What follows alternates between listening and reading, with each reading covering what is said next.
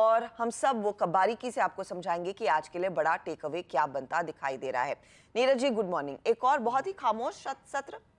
जी हाँ, अगर आप इंडेक्स के हिसाब से कहेंगे तो बिल्कुल एक शांत सेशन था और फ्लैट टू पॉजिटिव कहना चाहिए, एक तो नेगेटिव में भी था। लेकिन S&P को आप देखिए लगभग 0.5% वो रेड में था, वहाँ से रिकवर होकर के वो पॉजिटिव गया। तो लगातार 8वां सेशन उसके लिए पॉजिटिव था। और S&P के साथ साथ नैस्डैक को देखिए तो 9th सेशन उसके लिए पॉजिटिव हुआ।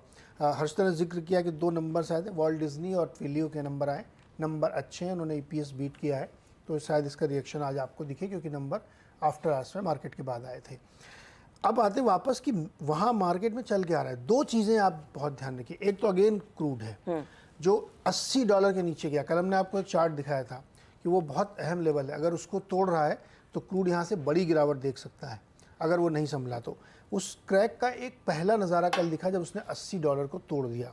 और देखिए अंदाज़ा कितना सही था मेरा कि अब वो 2 खबरें निकल के आ गई। एक तो चीन वाली हमने आपको बताई थी कि वहाँ से डिमांड तेज़ी से गिरने की संभावना है क्योंकि नंबर्स वहाँ पे इकॉनमी के अच्छे नहीं आए। दूसरा जो EIA की रिपोर्ट है US की, वो ये कह रहा है कि अमेरिका में पेट्रोलियम का कंजम्पशन तेज़ी से गिरेगा, ख़ास तौर पे पेट्रोल का consumption 3 lakh barrel per day के हिसाब से गिर सकता है, जो कि पहले 1 लाख बैरल पर डे बढ़ने का अनुमान था।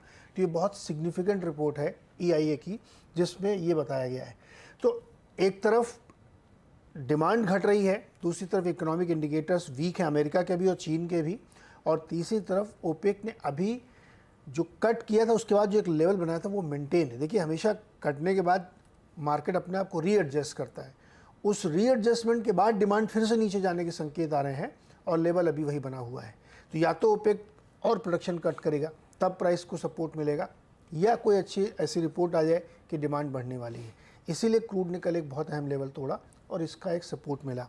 दूसरा एक और हर्षदा जी बहुत महत्वपूर्ण चीज़ हो रही है, मनी मार्केट अब क्लियर इंडिकेशन दे रहा है कि 92 बेसिस पॉइंट का रेट कट आएगा, शुरुआत में भी जून से ही हो सकती है, क्योंकि 4.5% पे जब आपकी 10 साल की बॉन्ड यील्ड आ गई है और रेपो रेट वहाँ का या वहाँ का जो फेड रेट के हैं वो 5.5% पे चल रहा है, तो सीधे सीधे 1% का गैप क्रिएट हो गया है।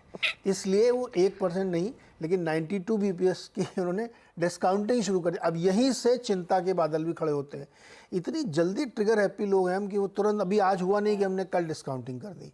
ये थोड़ा सा इसलिए बाजार को चिंता होती है कि आप 1% कट का अभी से मान के चल रहे हैं कि अब यहाँ से जाते हुए कटे होंगी। कट होगा ये मैं भी कह रहा हूँ, मैं तो दावे के साथ कह रहा हूँ जून से कट होगी, लेकिन इतनी तेज़ी से 1% काट देंगे ऐसा नहीं। तो इतनी बड़ी डिस्काउंटिंग हो रही। तो ये 2 फैक्टर थे जो कल मार्केट के ऊपर हावी थे। हालांकि मार्केट ने कल भी बहुत अच्छी मजबूती दिखाई है लोअर लेवल से, अगर आप उसको देखें। एक पॉइंट और मैं कह चाहूँ कि जो स्मॉल कैप वाला इंडेक्स है ना रसेल, वो लगातार 2 दिन से गिर रहा है, वहाँ अच्छी प्रॉफिट बुकिंग और कर रहे हैं लोग। तो जैसा कि मैंने कल कहा था लॉन्ग नहीं करने का, शॉर्ट करें या ना करें। हाँ, तो आप शॉर्ट करें या ना करें लेकिन लॉन्ग की सिचुएशन में नत मत आए। तो दिवाली के बाद है तो हमारे पास सोमवार तक का समय है, सोमवार तक का समय है। तो ये फिलहाल ग्लोबल सेटअप है। अच्छा, इस बीच SGX निफ्टी भी हल्की gift Nifty I beg your pardon 23 point की बढ़त दिखा रहा है। 17 पॉइंट की बढ़त के साथ हमने पारी की शुरुआत की थी। वीरू, ये तो ग्लोबल संकेत रहे जहां पर वैसे कोई बड़ा टेक अवे है नहीं,